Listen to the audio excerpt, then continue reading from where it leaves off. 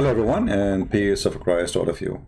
Uh, I will try to make it a short video, and I hope people from Indonesia, they will take the video and share it with their mullahs. You know, like I was looking at the news, and then I saw a news speaking about a guy, his name Sheikh Riziq. Okay, and then I don't know who's this guy, Sheikh Riziq, so I did search. And they were saying that he was arrested for corona violation. Corona violation? I mean, you arrest Muslims cleric for corona violation, not for the hate speech, killing, etc. No, corona violation? Are you sure? So I just put his name in the internet, peace be upon her, and I found that Mr. Corona violation, he had bigger violation. He ran away to Saudi Arabia because he is a porn star. And, you know, like he ran to Saudi Arabia. It says here, this is what the website is saying. I have nothing to do with it, you know. I don't know the person. It says he left Indonesia in 2017 after facing charges of pornography. He's, you know, he liked to watch children pornography. Yeah, I mean, it's a hobby. It's a hobby, what you can do. And this remind me of other hobbier, a guy who he's a YouTuber. You know, they ask him, why you don't debate Christian Prince? Why you don't refute him? He said, this guy, he's finished. What's his name? Mimi Hijab, he finished him. And how Mimi Hijab finished me? Because I said to a Muslim woman, suckle me. I was quoting her prophet, and she was speaking filthy about Jesus. You remember him? Suckle me. Yeah, he said, and later we find that he is a person who go for children's too, and he is sick like he's a prophet. But this video is not about people, you know. It's about questions. There's bad people everywhere. You know, we hear from time to time, there's a priest, he's a child molester. He's like Muhammad.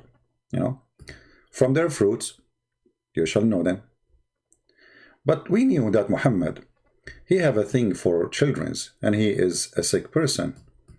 And the Muslim, they try to defend their prophet. They say, oh, Aisha, she was, you know, she was mature when the prophet, he slept with her. And actually Aisha, even at the age of 14, according to the reference in front of us, she was not yet reaching the age of menstruation. And she was playing with her dolls even in the time of Khaybar. So, you know, all the lies they say to us, it's got busted in front of us. But the question today is not about this. You see, I mean, those people are really sick, and they go after children who they are girls, right? But what about going after boys? You know, again, somebody will say, well, we hear there's a priest here, a priest there. Well, this is happening, and there's evil people everywhere. But there's a huge difference between somebody who do what his God said and somebody who do against what his God said. So if I am, you know, the Bible says, be aware of false teachers who come to you in the clothes of sheep, but they are wolves.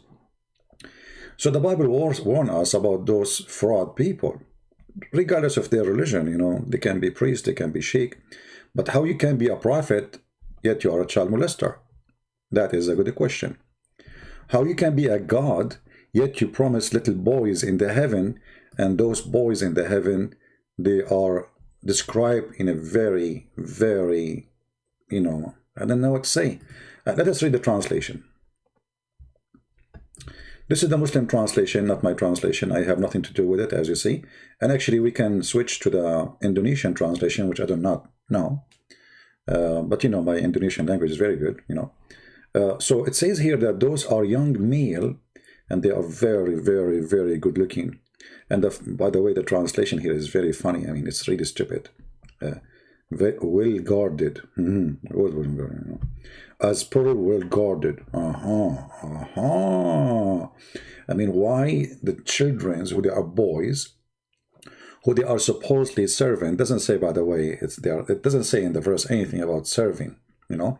It says وَيَطُوفُ عَلَيْهِمْ, you know, and those boys will go around them. They will go around them and where it says they will, they are servant, doesn't say that. However, we can see in different verse where it says the following. Chapter 76, verse number 19. It described them as youth, and they will be around you. And the purpose of those is to make life fun for you. And those boys, they are so good looking as a sacred pearls, like when you throw pearls under the light. And this is how they are. I mean, why the Quran concentrating too much about the look of those boys?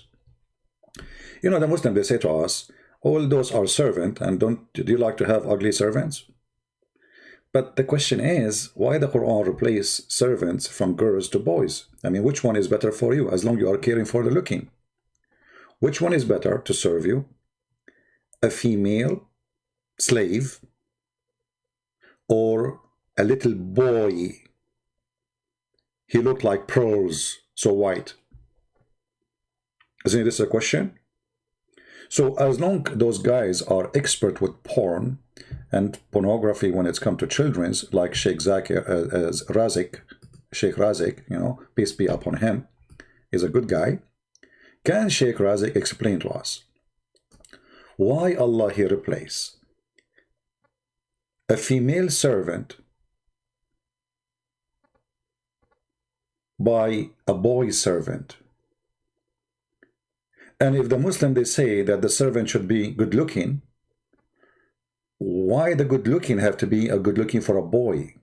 I mean, is it good looking for you to see a boy serving you?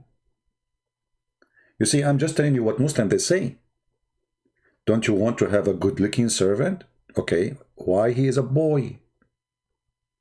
Why is it a man? I mean, who can serve you better? A boy, he needs somebody to serve him.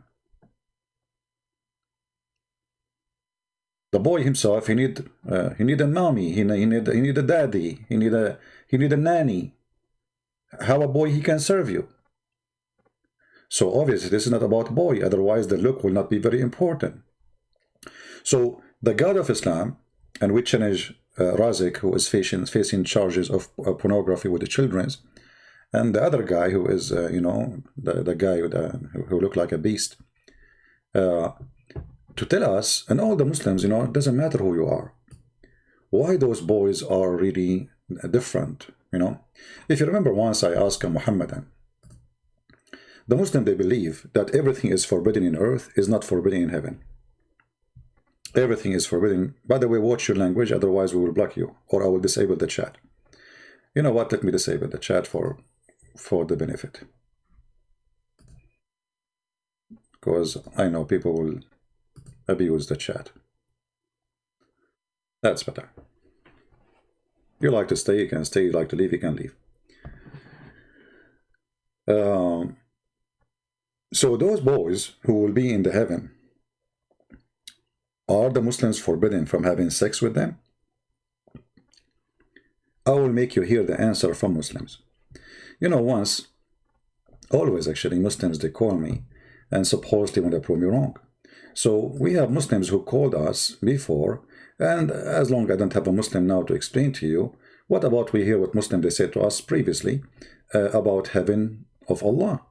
Let us see what they say.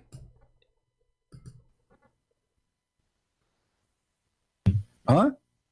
Nothing is sin in heaven. Thank you very much. That's what I'm saying. In the heaven, you can have sex with the goat. It's fine for you, right? Nothing sin. There's no sin. You can have sex with your mother. Okay. Yes. Well, okay. So you are proud about having sex with your mother. You and your father, you will have. Yes.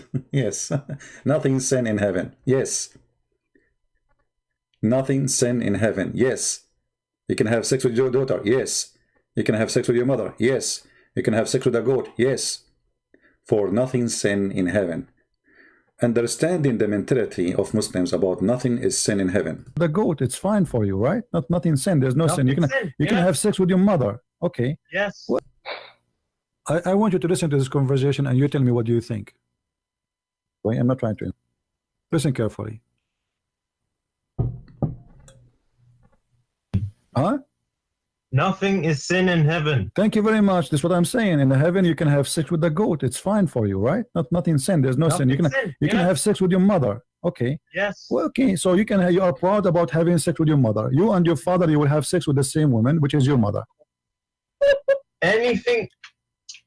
Anything is fun. Everything comes from God in heaven. No problem. So he and his father, they can have sex with his mother. It's fine. Everything is fine, Nevin.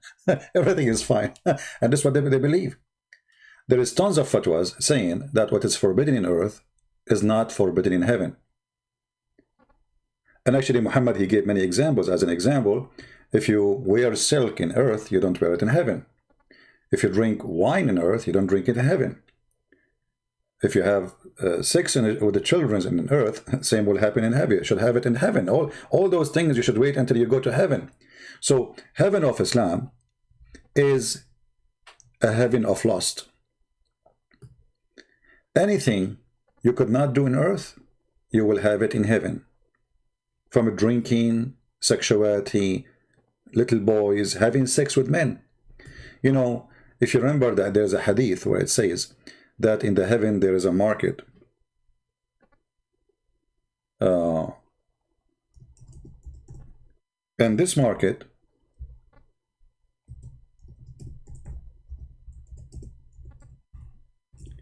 there's no buying or selling except pictures. No buying or selling except pictures. But what you would do with those pictures? Pictures of who? Pictures of men and women. So we know that Muslims, they say it's forbidden for a Muslim to have sex with men in earth. What about in heaven? We heard the Muslims saying a second ago from their mouth that there is nothing it's called forbidden in heaven of Allah. Everything is lawful. Here Muhammad, he is confirming that in the paradise there is a heaven, and in the paradise there's a market of pictures, and those pictures, you go to the market, you know, you can buy and sell there. This is the only market is open in the heaven of Islam, because everything else is for free. But what is in the heaven of Allah there? There is pictures of men and women. And if you desire a picture, you go inside it and you have sex with it. But remember, the customers are men. The customers are men. And those who they are going to sleep with them are men and women. So, you know, to make it simple,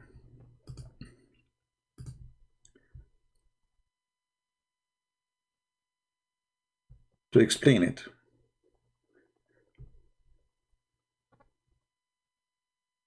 actually, we can use the same one. Let us do this. It's all right. This one is simple. There's other hadith, you know, but they are long. The Muslim, they will say to you, this is da'if. Anything is embarrassing, they will say to you is da'if. Quran is da'if too. Quran saying, you know, the same issues. Indeed, in paradise, there's a market which no buying nor selling except images of men and women. So whenever a man desires the image, so who is the one who desire? The man. Who is the customer? He's a man. There's not a woman, her name is Fatima or Aisha, no. All the customers are men. The images are images of men and women. So the man, he chooses which image he like to have sex with. Image of a man, image of a woman. Hold on. So now we have in the Quran a confirmed hadith, a confirmed story. The Quran is a hadith, by the way. The Quran itself says the best of the hadith is the Quran. So we will have virgins to have sex with them, and you have boys who are around you. To do what? To complete the joy. What the joy is. If the Muslim, they will say they are going to serve us, then we need to ask, how come in the world anyone can believe that little boys can serve anyone? They need somebody to serve them. Muhammad, he said in different hadith that you will have 80,000 of them. What 80,000 little boy who they are sacred like pearls can do to you? I will leave the question for Sheikh Riziq and those Muslims who they claim they can answer. And for sure they will say to us, anything we say, anything embarrassing, they will say, oh, this is da'if. Well, the only da'if I see is Islam, because Islam is based on the hadith and based on the Quran. So if you say to me this is da'if and that is da'if, so what is right in Islam? Nothing, right? When a Muslim, he come to us with the story of da'if, is this one is da'if? No, but they deny it too. This is Sahih Bukhari. Is the Quran is da'if? They deny the meaning too.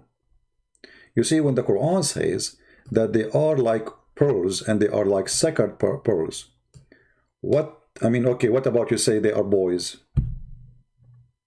Why we need to describe how they look like and why they are so white, and why we mention them when we are talking about drinking wine mixed with ginger? What does this have to do with this?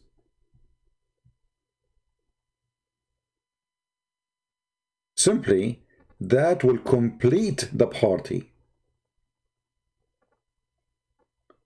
You will notice that they will be drinking before the boys show up. Later, the boys coming around them. So after they get drunk, the Muslim, they will say to you, well, the Quran says they will not get drunk. The Quran doesn't say really they will not get drunk. It says they will not bleed. And we do not know the bleed goes back to the one who they are drinking or to the boys. La yanzifun. So when the Quran speaks about those things, and we notice how the image of Islam or the heaven of Islam is completed with boys, not without boys, and how those boys are so good looking, not normal boys, and why those boys are so white. And then if we understand that the Muslim believe that there is no sin in heaven, as we heard the Muslim saying, and if we understand that the Muslim believe that the best of a beauty for Islam is someone she is white or someone he is white. This is why Muhammad is white, and Allah will make everyone who enter heaven of Allah is white. If you remember, the Quran says clearly that when the day of resurrection come and the day of judgment come, Allah will make all the kuffar, including me, black. Finally, I will be black. That's my wish. So in that day, everybody who will go to heaven, and those who they are created inside heaven, like the boys and the women, or even the women who they are imported from the hell because they are prostitute, everybody have to be white. And those who they are bad, Allah will turn them into black color, because Allah is a racist God. So here you notice that the boys who they are so white, it's made for a pleasure. And you need to tell me, and you need to ask yourself, if those are not sexual pleasure, what kind of a pleasure it is will make you happy? Why they have to be so white, and that's supposedly like pearls, and that will bring a pleasure to you? What kind of a pleasure this pleasure is? Those who they are kuffar, they will be blackened, and those who they are Muslimin, they are going to be white. As simple as that. In different story in chapter 27, verse number 82, if you go and read, you can read Ibn Kathir, you will see there's a beast, it's called a Jassasa, will come and have the stick of Moses, and the ring of Solomon will hit you in your face and will make you black if you are a kafir, and will make you white if you are a Muslim. And if you remember that Muhammad, he mentioned in different place that in the heaven of Allah,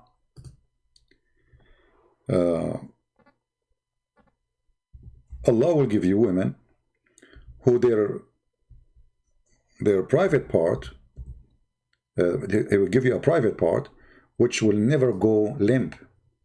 So he will give you special ability for sexual desire. Muhammad, he will get the power of 4,000 men. The Muslim man, he will get the power of 40. So you will see here that the God of Islam, he prepared for you the sex party. The women is there, the boys is there, pictures of men and women, and we are showing you reference. And now he is showing it to you that in the heaven, Allah will give you this and that, and on top of that, you will have a penis which will never go limp or sleep. So you are a sex machine, for you are going to a sex party, for you are worshiping the sex God, for this is a sexual religion. So as long you Muslim believe in a God of morality, and this is my question, which your sheikh cannot answer, why your religion, all of it is about sex? Why we hear you Muslims saying that there's no sin in heaven, including having sex with your mother, or your daughter, or even with the goat? How that can be heaven? And what kind of heaven this heaven is? Everything is about sex, from the beginning to the end. Your God is a sex God. So don't come to us and speak about morality when you have zero of it. Carefully. Huh? Nothing is sin in heaven. Thank you very much. This is what I'm saying. In the heaven, you can have sex with the goat. It's fine for you, right? Nothing sin. There's no sin. You can have sex with your mother. Okay. Yes. Well, okay. So you are proud about having sex with your mother. You and your father, you will have sex with the same woman, which is your mother. Anything is fun. Everything comes from God in heaven. No problem. So in the heaven of Allah, you will have a threesome. You and your father and your mother in the bed. Okay. And you don't see that there's something wrong with that. What do you not understand about nothing is sin? Well, I'm just trying to understand, my friend. You see, I'm not. So what do you think, Abdul? Your Muslims, all of them believe that in the heaven. So guys, this is what Islam is about. You know, Islam is a big balloon. Speak too much about morality, but it is zero morality. They are zero morality. And their religion in earth is about sex too. This is why a man, he will marry as many as he wish, 4 at the time, but as many as he want. None, no limit. And he can have sex with 1,000,000 women if they are his slaves. So when they speak about morality, we find that their religion is religion of 100% sexual religion. The black stone was a vagina. Muslims, they used to go around the Kaaba, and supposedly they used to be pagan, but this is in the time of Muhammad. People, they were going naked around the Kaaba, as we see in this hadith, totally naked, wearing nothing. And that is telling us that Islam before Islam was sexual, because Islam simply is just a continue of the previous Islam. You see, the previous Islam, they worship Allah too. Muhammad, he tried to learn from the Christians and say, and the Jews, okay, we worship one God, forget about the daughters of Allah, and the daughter, Allah don't have 3 daughters, come on. And Muhammad was complaining that Allah have 3 daughters, didn't have a son. This is why he said this is an unjust division. But here you notice that Muhammad is coming from background of a sexual religion. It's called Islam. And Muhammad continue with sexual religion. It's called Islam. Islam exists before Muhammad. Islam is not something new. That's why the Muslim, they say to you, Islam started with Abraham. But all of us, we knew that this is a false fiction. Abraham never been there. Have nothing to do with the Kaaba. And it doesn't make sense that Abraham, he went there, he built and he leave. I mean, so you build the house of Allah and you leave, what for? So they all have tons of fiction stories, but as you see in the front of us, this is document preserved by Muslims, translated by Muslims, published by Muslims, that people go totally naked around the Kaaba, wearing nothing, women and men. If you have my book 6 on Allah, you will see Muhammad, he saw a woman, and she was naked going around the Kaaba, and she was singing a song about showing her private part, but now it's not available because now she is supposedly doing Allah ritual. Allah ritual is before Islam is to go around the Kaaba naked. Allah ritual after Islam, still going around the Kaaba naked. Muhammad, he waited until he is almost dying, and then he decided to say, okay guys, don't do it no more. And actually